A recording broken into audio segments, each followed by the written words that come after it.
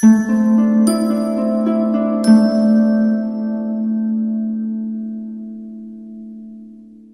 the headlines, government about 45% of goal to constructing 5,000 resilient homes. MV AIDA PERLA makes inaugural call to Dominica and 200 additional homes on the card for KALINAGO territory. Hello and welcome to National Focus. I'm Prisca Julien. Stay tuned for details of the headline stories and others coming up.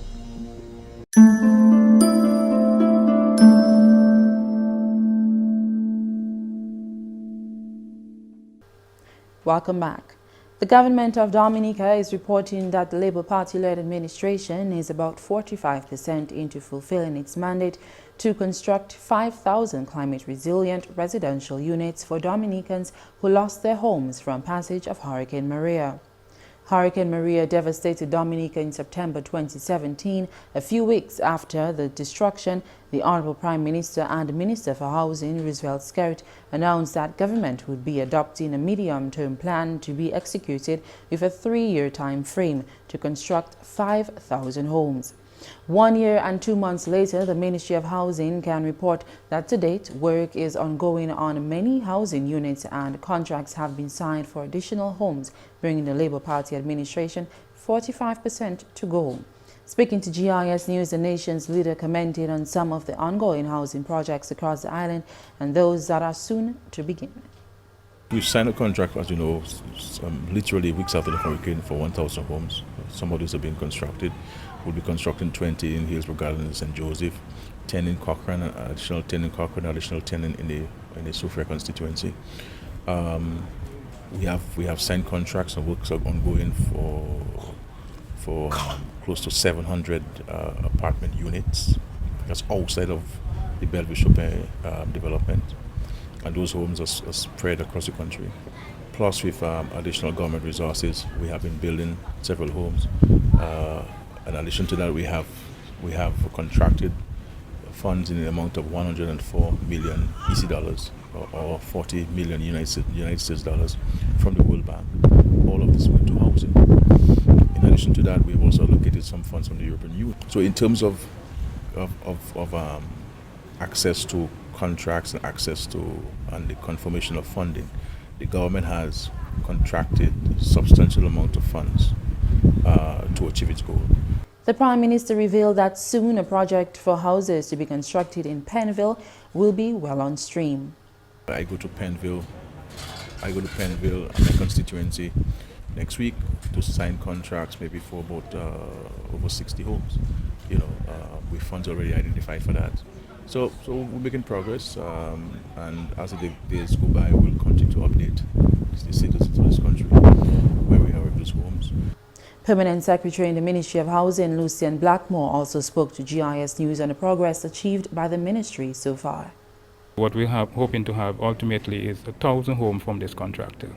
At the same time, we'll be getting another 1,000 homes from the developer currently working at Bellevue-Chopin, where we started the response to Hurricane Erika. So he has another 660 homes to do again. So that is going to come up to almost 1,700. And in addition to that, government for its own home repairs and reconstruction has started going through with its own initiative. So I would rightly say that we have here in excess of about 2,000 of those homes so far. That will take us near to almost 45% of the target we're looking over the next 3-year period. In the Eastern District, over 300 homes have been constructed or are near completion. From the last site visit we had, we were in Castlebruce, where we see already started the development in Castlebruce. We also started the development in Saint-Sauveur. Similarly in Délices, where we call it Fontoma, we also are already starting up, and the construction is very much along its way in La Plaine and similarly in Grand Fond. So in total, along the East Coast, we already have 330 units. Blackmore says the ministry is encouraged by these projects and gave updates on the housing projects in the north. We have started in Georgetown, in Granville, where we have 68, and in Cotton Hill, which we have another 68. So we'll see already another 126 of those homes. So like I said, we're pretty above the 40-something% already of that target. So for us, it's very encouraging. In addition to the construction of the climate-resilient homes, government has contributed significantly to the repairs of homes, and in that area, the Permanent Secretary is reporting that government is also doing well.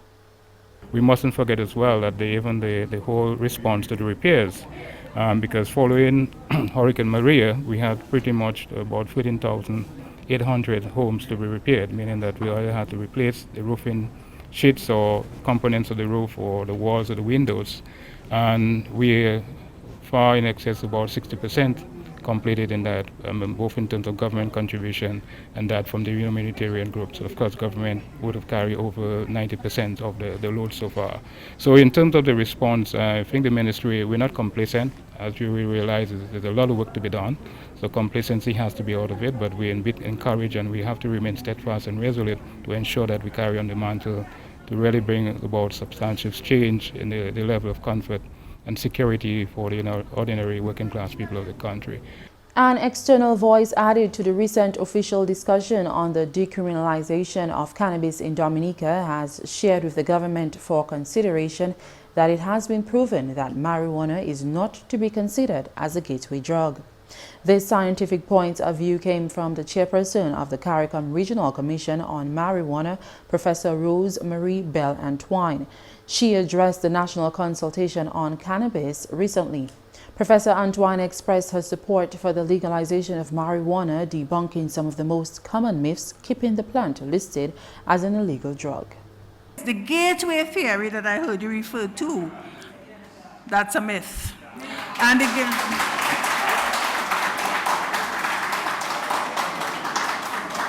it was long felt that if you use marijuana and then you graduate to cocaine and so forth, there's been a lot of studies done in it. It's not true. In fact, marijuana is not addictive, it's much less addictive. I know it sounds incredible, like you, I grew up being told these things, but that's what the scientific evidence is showing. It's much less addictive, but certainly less addictive than tobacco and alcohol and these things for sure. The professor also says that the use of cannabis cannot be seen as cause for mental illness or aggressive behavior in society. According to Antoine, the danger would come from the mixing of cannabis with other drugs, an area she says that should be considered in the use of cannabis.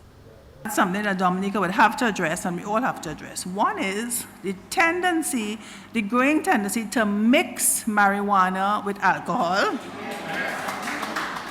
So whatever path you take, you have to be sure how you're doing it. And young people told us so themselves, by the way, because we spoke to a lot of young people and they told us frankly, yes, they did it.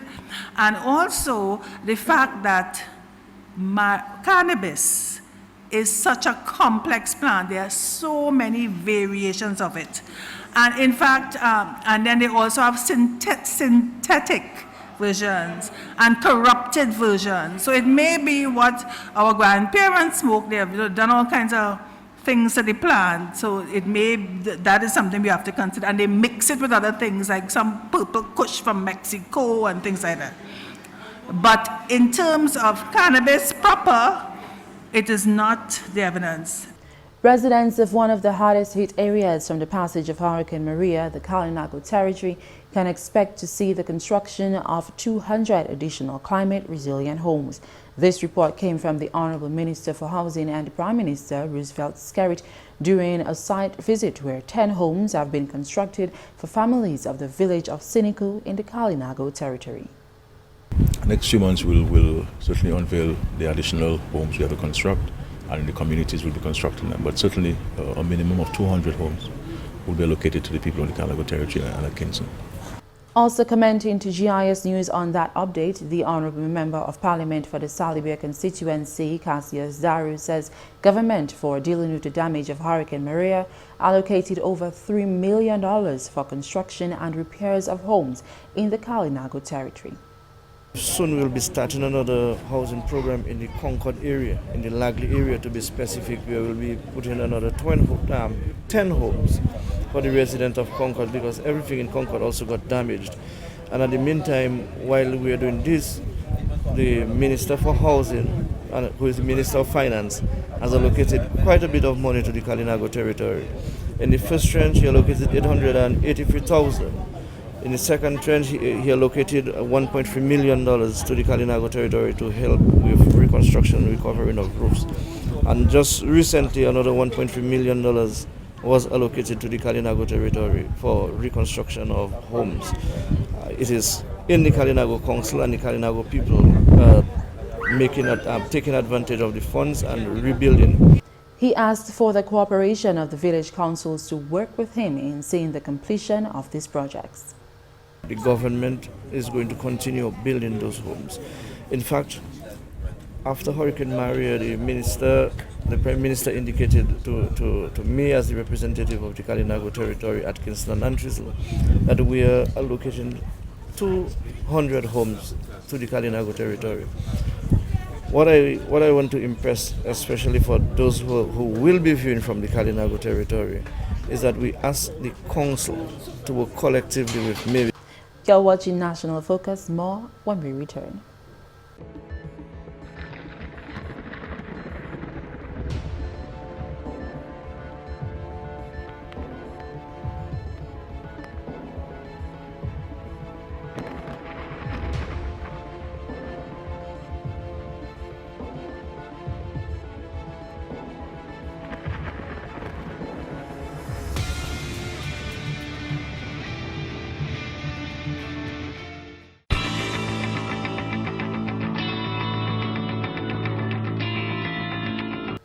Welcome back. The MV AIDA PERLA made its inaugural call to Dominica on Saturday. The ship docked at the Roseau cruise ship berth where 3,286 passengers got the opportunity to experience what the nature isle of Dominica has to offer. To mark the event, a ceremony was held on board the ship, and present were officials of the Discover Dominica Authority, the Ministry of Tourism, the ship's agent HHV Whitchurch and Company Limited, and the Dominica Air and Seaport Authority. Chief Executive Officer of the DDA, Colin Piper, welcomed the captain and crew to Dominica and thanked them for the economic contributions they make to the country. Welcome to Dominica. I'm sure as you came in, you saw what the country has to offer. We say 1,000 shades of green, but I let you determine how many shades of green that you have seen. And the other thing that we say from time to time is that when it rains, it's actually liquid sunshine. Okay? And that is why Dominica is so green. Of course, we're a volcanic island. But we're happy that you're here, and the reason we're happy is because what you do in terms of bringing vessels to the island also allows a number of our citizens to earn a living. We have a number of vendors, we have a number of tour guides, taxi operators, taxi drivers, who earn a livelihood and are able to care for their family as such. Presentations of the gifts were made by the ship's agent and the Ministry of Tourism. The captain of the PERLA AIDA also presented the representative of the Ministry of Tourism with a plaque to place on record its first visit to Dominica. The captain says he's happy that his ship chose Dominica as one of the countries to visit.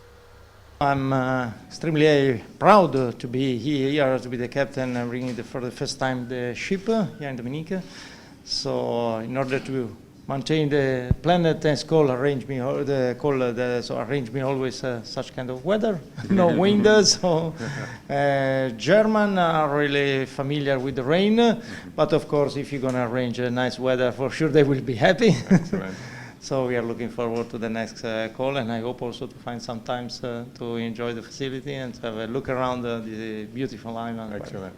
The ship is expected to make 10 more calls to Dominica for the 2018-2019 tourist season. A total of 181 cruise calls are projected for the season. This translates into a total of 304,031 cruise passengers. Persons at the Dominica Infirmary and State Prison were paid a special visit over the weekend when internationally renowned gospel singer Sinach, who came to Dominica as the headliner for the National Thanksgiving Festival, paid them a special visit. Osinachi Joseph, popularly known by the name of Sinach, is a Nigerian gospel music singer, songwriter, and a senior worship leader at Believers Love World International. Sinach, while at the Dominica Infirmary, commented that it is her will to obey the biblical command of not forgetting the disadvantaged in society. The Bible talks about that we should never neglect the poor, and then also the old and the motherless amongst us, less privileged. And this is a command in the Word of God. And wherever I go to, I seek to remember them, because sometimes we forget them. And this is so beautiful that we are here. And I feel so happy that I'm here with you. Founder of the Melissa Scarrett Foundation and wife of the Prime Minister, Melissa Scarrett, and Member of Parliament for the Soufriere constituency, Dennis Charles, were also on that visit. Honorable Charles reminded the inmates at the state prison that despite their past wrongdoings, their well-being is still a concern for the government. No matter what your circumstance, what situation you're going through, know that we care and we're here for you. And I hope that you can receive this song and open your hearts to receive the Lord today. Sinach at both institutions graced the residents with a special rendition. He mends the broken life. Here's the answer to it all. Jesus. He wipes away all fears. He mends the broken heart. Here's the answer to it all, Jesus.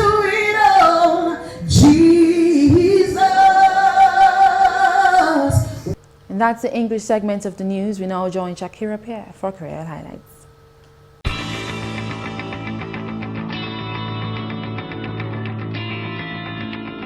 Bienvenue à ce nouvel accueil. Non, moi c'est Shaakira Pierre.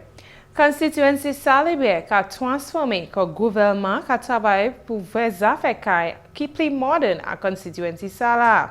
Gouvernement bâti Kaiba Moun KALINAGO à Sinikou, quand yon lot a été affecté par cyclone Maria à septembre l'année passée. Jeudi, Premier ministre Honorable Roosevelt Scarrett, membre parlement pour Constituency Salibé Honorable Cassius Daru, et puis ministre Planning Honorable Dr. John Colin McIntyre, et puis d'autres officiers hors ministère étaient présents pour voir progrès là à ce Kaisala. C'est Kaisala nous avons ici Sinikou venu par la cause ça Marie a fait place KALINAGO Atkinson and Chisel c'est comme ça là. So Sinikou la montée plus danger la caillou croisé le gouvernement a décidé pour ça nous premier 10 à ces cas résilient ça là.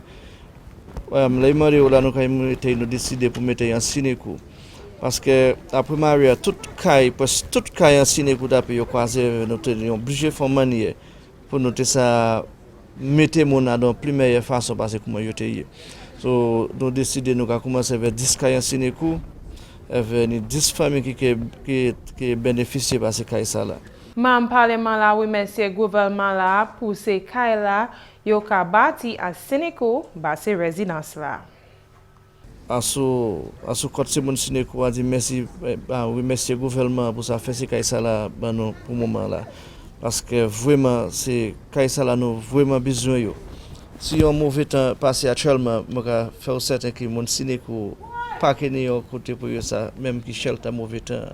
So c'est cas ça là qu'il y a des familles pour ça ni en shelter en cas là ça été même si mauvais temps a venu yo pas ni pour couper l'autre côté pour ça chercher côté pour yo à mettre quoi yo.